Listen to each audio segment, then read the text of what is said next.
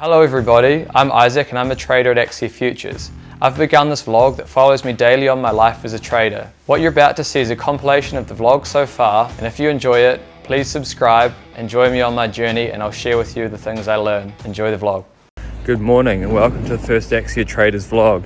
I'm Isaac and on this vlog you'll be following me through my journey as a junior trader. Alright, it's morning time and I'm heading to work, so I'll see you at the office. Alright, welcome to the office. So this morning I'm going to look at Eurostoxx and see what happens. Let me show you some things that are interesting me. So just up here we've got the Eurostoxx weekly and you can see we've got this hanging there which could indicate that we're making a top, so potentially bearish. Now if we go and have a little bit more of a look around what we can see, you can see the profiles here. And you can see last week we traded lower after, or traded down, actually delayed after the US CPI print. And then we rallied back up and we closed at the highs on Friday and now have a tight IB just above. And if you look at how this was formed, you can see that we've one time framed. And so let's see if the market can, if it fails, or does something like that, the market can come around and unwind some of that. And then potentially the market could stop somewhere down around here where this line is, where it might find support. So let's see. Okay, so let's review the Eurostoxx trade. So here I've got the Eurostoxx, and in between this point here and this point here is the initial balance. Early on, the market broke the highs and then failed. And this failure, excuse the squawk, came quite fast, and it was like this low volume at price offer.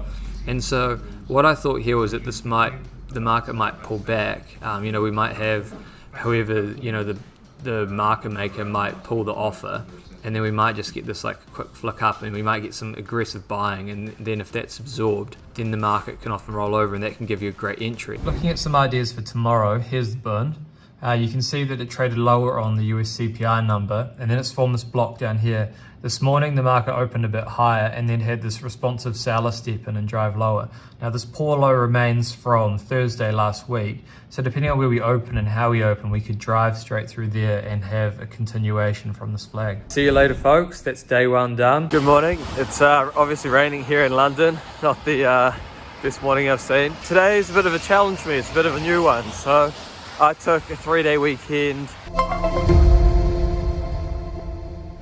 With the US Monday is 4th of July. Now I'm going back into work and this will be the first Monday that I've been in where I haven't done my weekend prep. So this will be a new one to manage. I think one of the dangers of a day like this is going to work and putting a trade on. This morning I'm going to try and fit everything in, I suppose, until the US opens at 2:30. The US, like the big buyers, won't have come in for the week, so it might give me a bit of time this morning. But anyway, I'll manage it and we'll report back. So let's see how we go.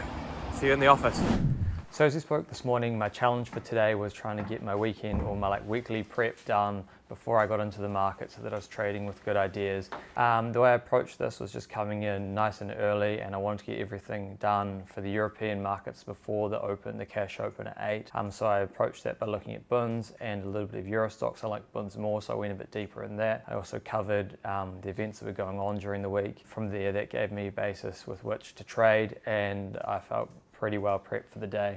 Then during the middle of the day, I went and looked at the US markets, prepped for crude oil and S&P, and then also looked at, back at news from OPEC, because obviously that's really key right now, and then came up with some trades in those markets for the rest of the week and also for today. So I'll take you through my idea for Bund this morning. So here are my Bund profiles. This is just cash, and basically the things that stood out to me was the fact that we had this inside day here, so Wednesday, Thursday, and then also another one Friday, and then yesterday Monday, and yesterday was a US holiday.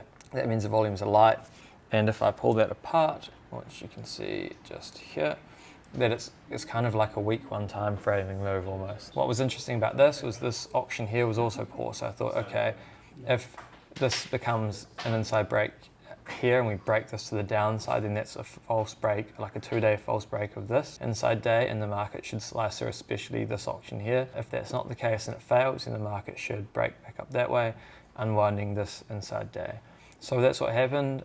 This morning the market broke down here, and then in the lows we had this price action. I call it Well, I suppose it's the price action always sucks me in. Like you get this really panicky flow and it goes to the lows quite aggressively, but it's almost like too panicky and it's not like consistent enough, and it soon stops, the market pauses, and then it starts to go back the other way. And so I just took profit in here in the cave. I should have actually followed the price action and taken a bit higher, because in here there wasn't really a seller. The market was still staying bid. So all in all, today went really well. You know, as I said earlier, like a big part of this is making sure that your trades are well grounded in preparation. If not, you tend to be quite reactive to the market, and that often makes you sort of part of the crowd, and then you're often, you know, selling lows or buying highs. And so making sure I got a good amount of prep in early was like key to success today. So yeah, all in all, good day. Now I'm prepped for the rest of the week. We go home, have a good night's sleep, and then come back tomorrow to carry on. All right, see you tomorrow. Good morning. So every Friday in the office we do a workshop, and this week it's my turn to present. This one's going to be on debriefing, and it's the last of the debriefing series. So we're going to go and do that together this afternoon. Okay, so I want to take you through one trade from today, and this was in the Bund. I thought it was quite an interesting play. On Wednesday the market squeezed, and then it reversed that squeeze yesterday on Thursday, and then value was left up here at the highs. What happened was the market opened down here near the close. It drove down quite hard with really good volume, so the initial balance was done in good volumes. Now it went straight into this POC and this kind of ledge area, so this support zone down here. And I thought, since value was so far away, this gave a really great opportunity for a fade. I might just start this out, because I think if I just explain like why, I almost don't need to show you a debrief, but I will. Anyway, okay, so like the thing I think we're trying to achieve is to like learn, or well, no, I won't say learn, it's to like improve. What that sort of means is just like, or to me anyway, we have this immersion and then this reflection. Right? And so this is all just about being there on the day and doing your job properly. This one is all about debriefing. So like when I go to my debrief, the only thing I care about is that I'm doing this in a way that gives me value next time I trade, right? Basically the structure of it is that I just have general observations I haven't written in this day, start with the market, then I'll write about the setup and put in my bigger picture charts. So like daily candles. In this instance, I thought the weekly profile was relevant, 30 minutes. And I'm looking at 30 minutes just because it relates to the TPOs on the profile. Profiles, and then like access trade management, etc. So like I'm trying just to mimic my like flow of idea generation. Setup is like, what did I think about in the morning and what like factors led me to the trade? And then the like access and management is like, okay, how did this trade set up? And then what information was being given to me to help me manage the trade. What I just put in here is just what's relevant. Like I want to keep this as simple as possible, but like concise as possible, I suppose, not simple. You know, just so it reflects what I think is important on the day. Isaac? Yeah. Just, I think what's really powerful, something that I see people struggling with in their debriefs, or I don't see it enough, is describing, you know, he branded over here a waterfall selling once at flag highs. So he's obviously branded so he knows what a waterfall looks to him. You know, he described how the offer looked like and then how the bid was trading. By doing that, you're immersing that cognition. You're engaging your brain for the recognition the next time, because you're going deeper into this pattern. So go over the main ones in the week and almost like rewrite on a piece of paper what the trades are about, and then go back and see if that matches my notes, and then just kind of think about what maybe I thought that was different, and then adjust those debriefs. So the theme of the vlogs today and yesterday has been all about debriefing, and I thought you could share some of your thoughts with me. So if you've had a good week trading this week, why don't you tell me about your best trades and what gave you conviction? And if you've missed trades or made mistakes, how about you tell me what you've done and how you've learned from it?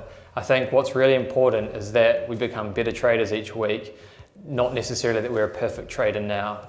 All right, I'll look out for your comments. Have a great weekend, everyone.